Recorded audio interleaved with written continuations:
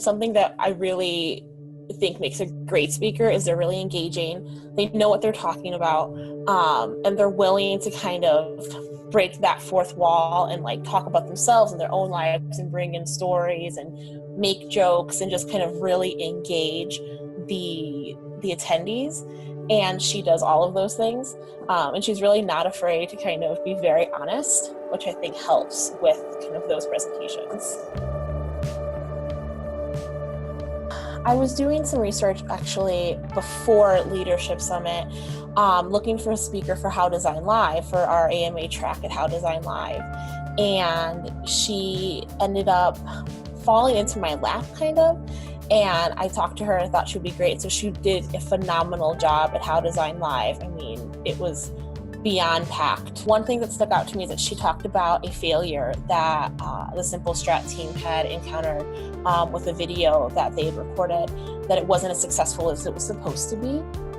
And she really went into detail about that failure, and then kind of talked about how they turned it into a success. And the attendees really appreciate that, because everybody can kind of talk about failure and brush over it. But when you go in depth into why something failed and, you know, how bad it was, I think that's what people really take away.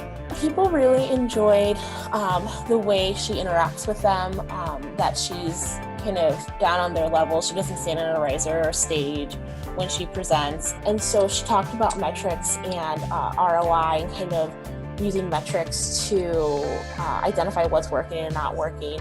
And she made the session really interesting and really engaging, and people were standing in the back of that room too.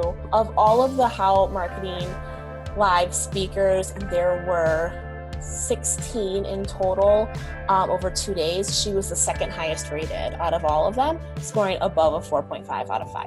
One thing I found was really interesting is throughout the conference, she makes friends, and she is really engaging with everybody who's there, and she tries to figure out how she can help them.